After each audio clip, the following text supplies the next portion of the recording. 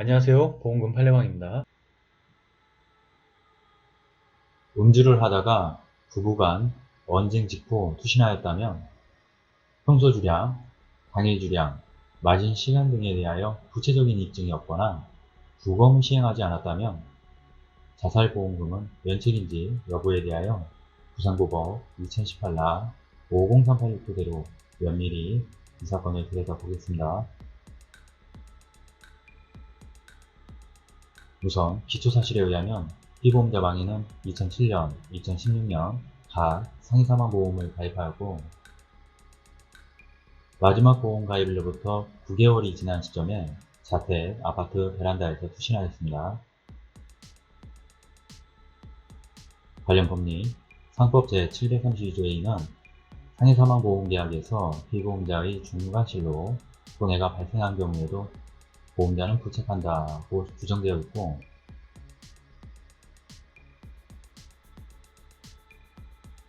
대법원 판례에 따르면 상해사망보험계약에서 자살을 면책으로 규정하였다면 그 자살은 피보험자가 심신미약 등으로 자유로운 의사결정을 할 수 없는 상태에서 자살한 경우는 제외하고 있으며 이러한 우연성과 사망 간의 인과관계는 구입자가 증명할 책임이 있고 반면에 피보험자의 고의성에 대하여 보험자는 자살을 계획하는 유서 또는 일반 평균인의 시각에서 자살이 아닐 가능성, 즉 우연성이 존재할 가능성에 대하여 합리적으로 의심할 여지가 배제될 정도의 주의 정한 사실로 증명할 책임이 있다고 대법원은 판시하고 있습니다. 첫 번째 쟁점, 고의적 자살 여부. 원고 A는 경찰의 질문에 고의적인 자살이라고 생각합니다 라고 답변하였고 간간히 자살하겠다 라는 말을 하였으며 망인의 신장은 180cm, 베란다 난간 높이는 123cm. 이러한 사정과 평소 방충망문은 닫혀 있었으나 사망 직전에는 열려 있었으며 또한 베란다에서 담배를 거의 피우지 않는 습관이 있습니다. 정밀한 판단.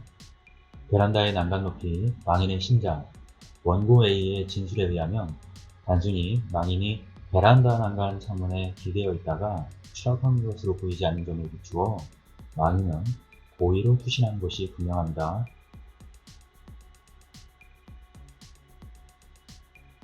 두 번째 쟁점, 자유로운 의사결정을 할 수 없는 상태였는지 여부. 비록 망인이 작성한 자살계획성의 유서가 발견되지 않은 점은 있으나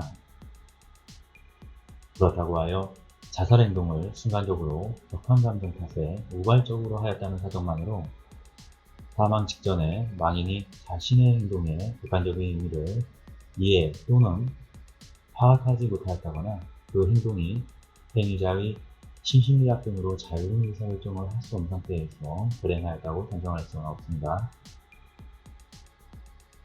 아래 사정에 따르면 이 사건 사망이 심신미약 등으로 자유로운 의사결정을 할 수 없는 상태에서 발생한 것이라고 볼 수는 없습니다. 부부간에 평소 불화가 있었고 직장 관련 고민을 자주 하였던 점에 비추어 어느 정도 자살의 동기가 존재하여 보입니다. 또한 평소 죽음을 암시하는 말을 하였으며 망인은 사망 시까지 약 12년간 정신과 진단이나 그 관련 약물을 복용한 사실이 없는 점에 비추어 의사결정 또는 판단 능력에 지장을 줄 만한 극심한 정신질환이 있다고 보기는 어렵습니다. 사망 직전 부부간에 언쟁이 있었을 뿐 결코 신체적 접촉이나 서로 감정에 격한 말을 하지 않은 점을 비추어 망인은 사망 당시 극도의 흥분 상태 또는 순간적인 정신적 공황 상태에 있었다고 보기는 어렵습니다. 경찰이 찍은 사진에 의하면 식탁 위에 놓인 소주병 안에 소주를 모두 망인이 마셨다거나 망인이 몹시 취한 상태에 이를 정도로 술을 마셨다고 보기는 어렵고 몇 병의 소주병이 빈 상태였는지를 원고 측이 구체적으로 증명하지도 않았으며 고로 망인의 평소 주량, 술을 마시기 시작한 시간과 경과시간, 당일 주량을 모두 종합하여야만이 망인이 이 사건 사고 당시 얼마나 술에 취했는지 판단할 수 있을 터인데, 구체적인 입증은 없고, 따라서 이 사건 사망 당시 망인이 의사결정력 또는 판단 능력에 엄청난 영향을 받을 만큼 술에 취하였다고 보기는 어렵습니다. 또한 망인과 원고에 의해 격렬하게 싸우지 않은 부부싸움이나 망인이 더 이상 따지지 않고 돌아서는 행위 등에 비추어 보면 망인은 음주명령 상태에 있었다고 보기는 어렵습니다. 세 번째 쟁점, 설명 의무 위반으로 인한 면책약관 적용 배제 주장에 관한 판단. 이른바 알릴법은 보험자에게 설명 의무가 없습니다. 따라서 당해 면책약관에 피보험자의 자살 또는 피보험자가 고의로 자신을 해친 경우에 해당한다면 면책하겠다는 약관 내용을 이미 상법 제659조 제1항에서 정하여진 것을 되풀이하거나 부연하는 정도에 불과하여 보험자인 피고에게는 구체적인 설명이나 명시 의무가 없습니다. 따라서 피고는 원고에게 상해사망보험금을 지급할 책무가 없습니다.